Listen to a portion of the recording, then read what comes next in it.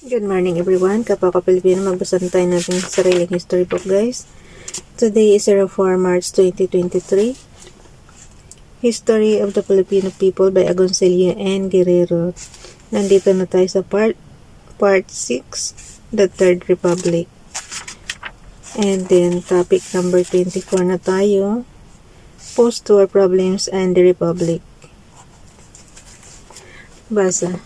24. Post-war problems and the Republic. The damage done by the War of the Philippines and the Filipinos was incalculable. The basic problem, therefore, that confronted the Commonwealth and later the Republic was economic. Buildings, schoolhouses, roads, bridges, livestock, sugar mills, agriculture, and banking institutions had to be rehabilitated or reconstructed. The problem of collaboration also faced the government.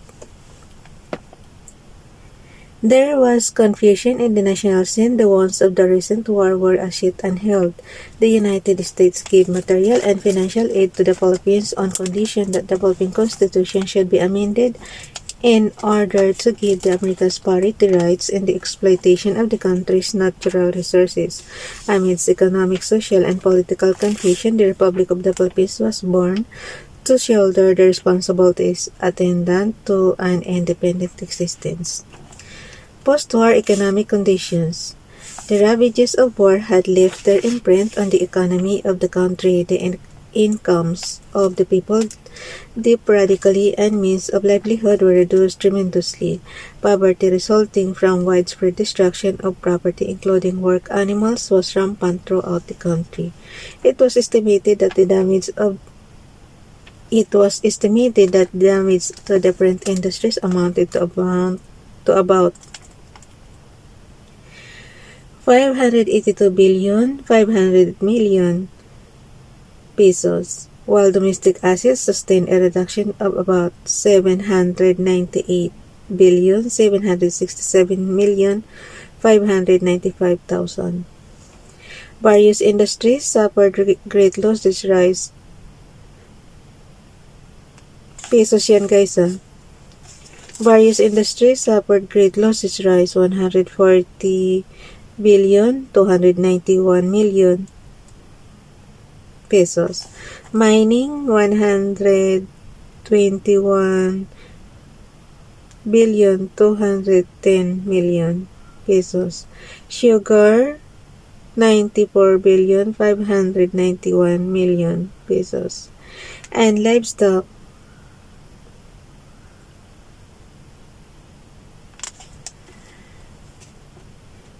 81,203,000,000 pesos.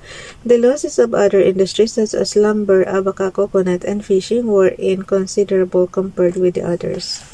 Production was almost at a standstill in the early months following the liberation owing to lack of capital to finance the rehabilitation of destroyed or partially destroyed machinery and other equipment.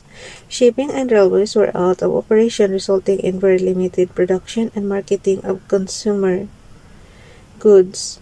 The farms lost some 30% of their implements, while the source of power to operate the farms was only 60% of the pre-war level. Livestock was reduced by about 65%, resulting in the scarcity of food.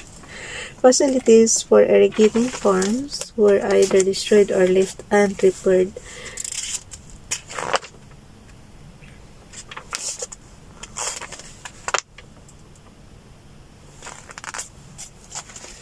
And large areas of agricultural land were neglected. The result was limited production. The total picture then was dismal and discouraging. The problems that confronted the government and the men at its helm were of such nature as to challenge the statesmanship of the president on the one hand and the spirit of abnegation and cooperation of the people on the other. The Philippine Civil Affairs Unit.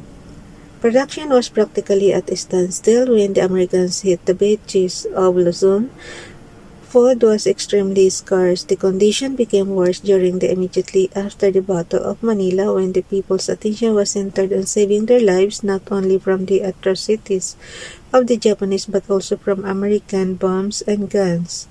Owing to this condition, the American Army promptly created the Philippine Civil Affairs Unit, PCAU, Philippine Civil Affairs Unit. This agency provided speedy relief for all the people of Manila and the provinces which had been recently liberated from the Japanese rule. First organized in New Guinea on September 28, 1944, the PCAU took part in the Leyte campaigns. Its purpose was to assist the various military commanders in the civil administration and relief of the areas liberated. Thus, clothed with this authority, the PCAU paid the salaries of municipal officials and teachers in areas already in the hands of the Americans. The American government advanced the money necessary to purchase goods for the relief of the suffering people. This money, however, was subject to readjustment with the government of the Commonwealth as soon as military conditions permitted. PCAU organized food distributing centers in Manila and the provinces: rice, corn, sardines, salmon, and other American canned goods were distributed free to the people. The amount of goods distributed was based on the number of persons in a family, because there was not much food to buy. Even if one had the money, most of the heads of the families padded the number of persons comprising their families in order to get more goods. PCAU also provided employment to laborers who were each paid 1 pesos daily. Uy, ang mura lang ng daily wage noong araw, oh. Ngayon, magkano na ang daily wage natin? 500 na yata. Sa Metro Manila. Ewan ko, di ako sure. PCAU also provided employment to laborers who were each paid 1 peso daily with food and 120 without food. So, dito ka na sa basta. When enough money circulated as a result of employments created by the American Army, PCAU provided consumer goods to wholesalers at fixed prices. Those who could not afford to buy direct from the wholesalers continued to receive relief goods. In view of hoarding and the consequent rise in the prices of goods, President Osmeña issued an executive order setting maximum prices for goods sold in liberated areas. Thus, what is Elon rice? Thus, Elon rice was pegged at 0.32 pesos per ganta. Ay, alam ko tong ganta na to, naabutan ko to nung maliit pa ako. Hindi siya per kilo, guys, per ganta. Alam yung square na wood, tapos isang sukat noon, ganta ang tawag. Naabutan ko pa yan kasi nagtitinda yung lola namin dati. Wheat flour, 0.15, aray ko, hindihan ko, 0.15 per kilo. Ano to? Wheat flour. Ang flour ng araw, guys, is 0.15 pesos. So, ano lang to? Nasa centavos lang to, 0.15 centavos. Per kilo. Vegetables lard. Ang mura man nung araw ay 35 centavos lang to. Pero pesos kasi dito nakalagay. 0.35 pesos. Ano lang yan, guys? Centavos lang yan. Per kilo. Refined brown sugar, 0.14 per kilo. Dried fish, first class, 0.80 per kilo. Second class, 0.60. Basta mga centavos lang yan. Hindi yan naabot sa piso eh.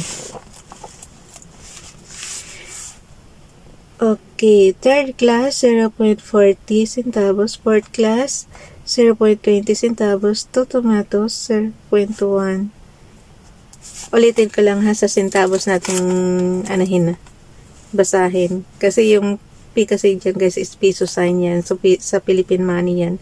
Pero hindi siya abot sa piso. Ulitin ko. Thus, Ilon rice was paid at 32 centavos per ganta. Wheat flour, 0.15 centavos per kilo. Vegetable lard, 0.35 centavos per kilo. Refined brown sugar, 0.14 per kilo. Dried fish, first class, 0.80 centavos per kilo. Second class, 0.60. Third class, 0.40. Fourth class, 0.20 centavos. 2 tomatoes, 0.1 centavos. Ang galing naman. Sana ganito pa rin ang presyo ngayon. And so on, including prices for gabi, bananas, petroleum, shirt drawers, undershirt, towel, hanger, chip, haircut, etc. The executive order, however, was good only on paper, for the prices of commodities in the markets were very much higher than those provided for it the law. For example, eggs, which the government pegged at 0.30 centavos each, were selling at 0.70 centavos. Tingnan mo lang ang tubo o 40 centavos agad. Sa batas, 0.30 lang. Pero dito sa pag bininta na ng mga tao, 0.70. Talaga lang naman. Ayaw sumunod sa batas. In all public markets, banana price was it at 0.01 centavos. Each were quoted at from 0.10, ito ang laki ng tubo, 9 centavos kaagad, to 0.25 each. Grabe.